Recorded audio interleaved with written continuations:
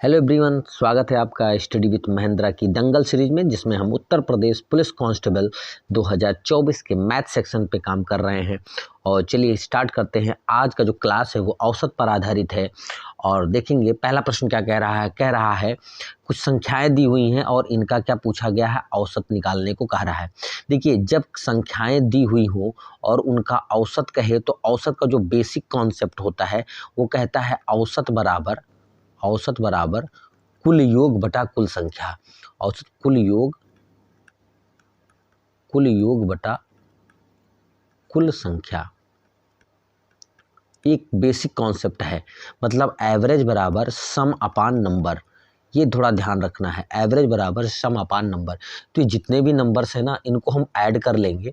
ये जितने भी नंबर्स हैं आपको क्या करना है, ऐड कर लेना है सम ऑफ द नंबर्स। तो जब आप सारे नंबर्स ऐड करेंगे तो ऐड करने पर कितना होगा, 8 5 13 6 19, 19 और 3 22, 22 7 29, 4 33, 33 और 3 36 और 9 45। तो टोटल जोड़ने पर 45 हो गया। और टोटल नंबर कितने हैं, 2 2 4 2 6 और 2 8।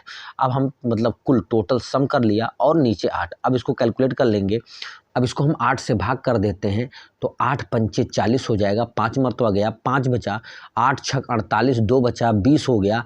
और 8 दूनी 16, 8 दूनी 16 हो गया, 4 बचा और 5 8 पंचे 40।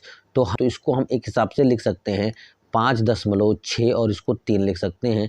तो आपका जो ऑप्शन ए होगा वो क्या हो जाएगा, सही हो जाएगा। चलिए नेक्स्ट क्वेश्चन पे चलते हैं। देखिएगा क्वेश्चन क्या कह रहा है। दूसरा क्वेश्चन कह रहा है कि 5 क्रमागत संख्याओं का औसत दिया है, पहली संख्या ज्ञात करिए। देखिए, जब कभी भी क्रमागत संख्या दिया हो, चाहे वो 5 क्रमागत सम दिया हो, विषम दिया हो या क्रमागत संख्या ही दी हो, तो कैसे इसको निकालना है। जितनी भी कहे हम उतनी संख्याओं को डॉट करेंगे। 1 2 3 4 5, हमने 5 संख्या ले ली, ठीक है। 1 संख्या, 2 संख्या, 3 संख्या, 4 संख्या और 5। ये जो एवरेज होता है ना, इसी को कहते हैं, एवरेज का मतलब होता है मध्यमान। क्या होता है, मध्यमान। तो आपको अगर 5 संख्याओं का, 5 क्रमागत संख्याएं, चाहे वो सम हो चाहे विषम हो, अगर उनका एवरेज दिया है तो एवरेज को मध्यमान कहा जाता है। अब मध्यमान मतलब 100, मध्यमान मतलब मध्य वाली वैल्यू 100 हो जाएगी। तो इसके पहले की संख्या कितनी हो जाएगी, 99। इसके पहले की संख्या 98, इसके बाद की संख्या 101 और इसके बाद की संख्या 102। तो सवाल में कहा गया है पहली संख्या, तो पहली संख्या क्या हो जाएगी आपकी, 98 हो जाएगी। ऐसे ही सवालों को लगाना है। अगर 5 क्रमागत कहे, अच्छा यहाँ पे सम कहता, विषम कहता, तो भी वही नियम लगाना है। मध्य में रख लेना, उसके पहले की सम, उसके बाद की सम, या उसके पहले की विषम, उसके बाद की विषम को हम कैलकुलेट कर लेंगे, ठीक है। तो इसमें था। अब जब सारी संख्याएं पता हो गई हैं तो अगर आप इसके अलावा कोई भी ऑपरेट करने को कहे कि पहली संख्या दूसरी सबसे बड़ी क्या होगी, पहली सबसे बड़ी, सारी चीज़ें हम इस पर निकाल सकते हैं, ठीक है। चलिए नेक्स्ट क्वेश्चन पे चलते हैं। देखिएगा क्या कह रहा है। अब यहाँ सवाल कह रहा है 7 के प्रथम 20 गुणजों का औसत। अच्छा, औसत बराबर हमने बताया, औसत बराबर है कुल योग बटा कुल संख्या। एक तो मैंने आपको ये बताया कुल संख्या, मतलब A बराबर S अपान N। एक चीज और जानिए, जब संख्याएं क्रमागत हो, जब संख्या क्या हो, जब संख्या क्रमागत हो, जैसा कि यहाँ पर है, अभी आपको पता चलेगा। जब संख्या क्रमागत हो तब अगर एवरेज आपसे औसत पूछा जाए, एवरेज पूछा जाए, तो फर्स्ट नंबर और लास्ट नंबर, ठीक है, फर्स्ट और लास्ट ले करके और डिवाइड बाई 2 कर देंगे तो हमें उसका एवरेज जो है पता चल जाएगा। कब, जब संख्याएं क्या होती हैं, क्रमागत होती हैं। अब ये 7 के प्रथम 20 गुणज पूछ रहा है, तो प्रथम 20 गुणज का मतलब 7 का पहाड़ा 20 तक पढ़ा जाए। 20 का प्रथम 20 गुणज मतलब 7 का, तो 7 का पहला संख्या क्या, 7 एकम 7 हो जाएगा। और 20वां गुणज पता करना, तो 7 विषयियम कितना हो जाएगा, 140। तो हमें फर्स्ट संख्या और लास्ट, बीच में सारी संख्याएं आएंगी लेकिन हमें फर्स्ट संख्या, क्योंकि ये क्रमागत आएंगी, क्योंकि ये हमें 7 का पहाड़ा पढ़ना है। तो 7 की गिनती, 7 का जितना भी पहाड़ा होता है वो क्रमागत आएगा। क्यों, क्योंकि 7 7 दूनी 14, एक क्रमागत मतलब होने का मतलब समान अंतर के साथ है। ठीक है। तो अब यहाँ पर ऐसा लगे तो आप ध्यान दीजिएगा क्या करना है, हमें केवल फर्स्ट और लास्ट पता करना है। तो प्रथम 20 का मतलब पहली संख्या 7 एकम 7 और अंतिम 7 विषयम। अब बस हमसे कह रहा है एवरेज बता दो, तो एवरेज बराबर क्या हो जाएगा आपका, एक तो 7 और 140 आप जोड़ लीजिए और बटे क्या कर देंगे 2। तो 7 140 147 बटे क्या हो जाएगा 2।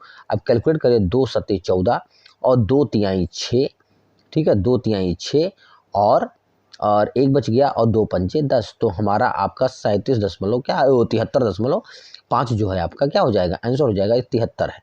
तो आपका 73.5 आपका आंसर हो जाएगा। सबसे आसान तरीका जब क्रमागत की बात कही गई हो, तो आपको अगर पहला और आखिरी पता है, अगर संख्याएं क्रमागत में दी हों और पहला आखिरी पता है तो उनको जोड़कर आधा कर देंगे तो वो भी आपका क्या हो जाएगा, एवरेज निकल जाएगा। चलिए नेक्स्ट क्वेश्चन पे चलते हैं।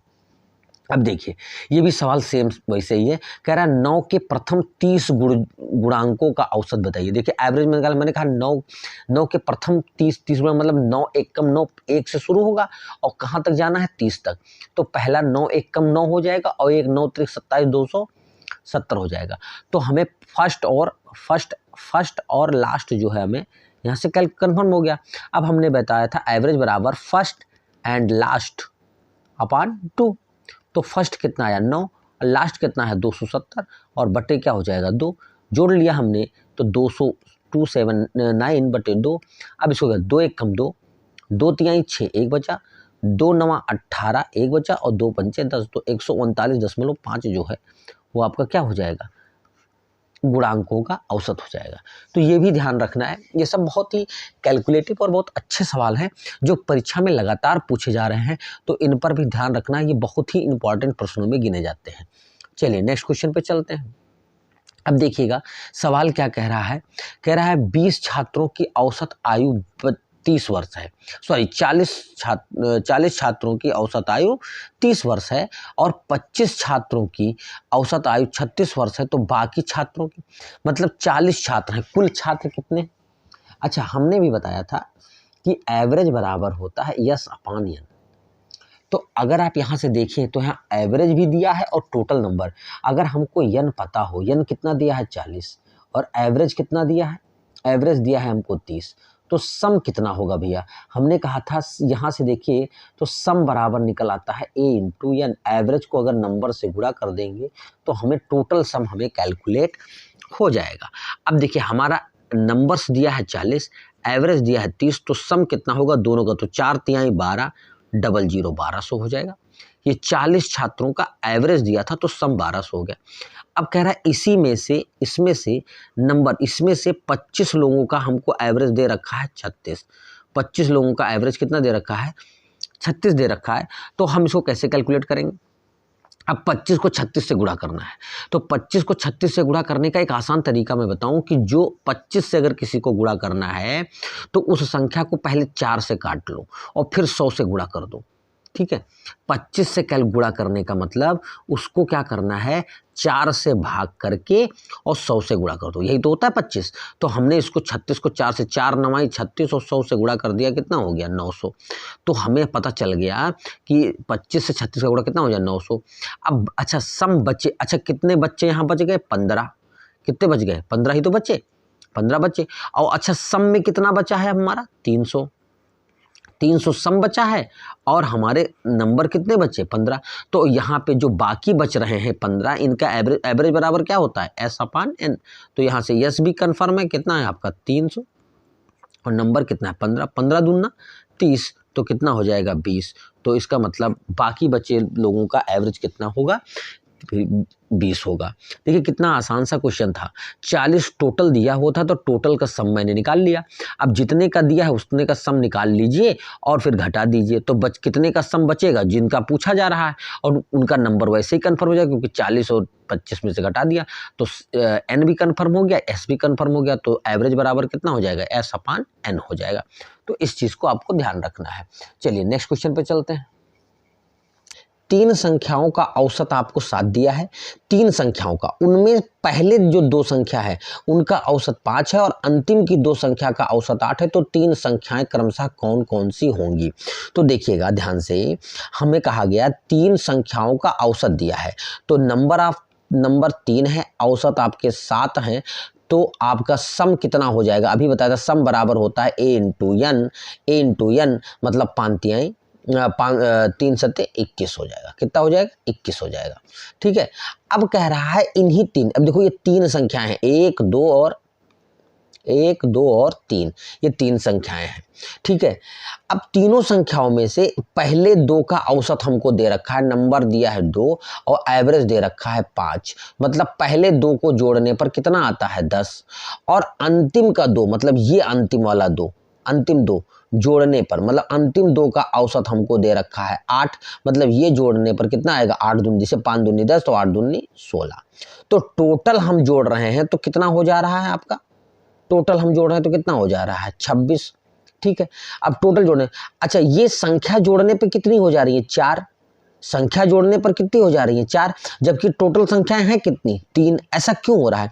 क्योंकि बीच की संख्या को 2 बार गिना जा रहा है। बीच की संख्या को कितनी बार गिना? क्योंकि जब पहला 2 लेते हैं तब भी ये गिनते हैं और इधर का 2 तब भी ये गिनते हैं, तो इसका मतलब जो 26 हो जा रहा है वो बीच की संख्या को 2 बार गिना जा रहा है।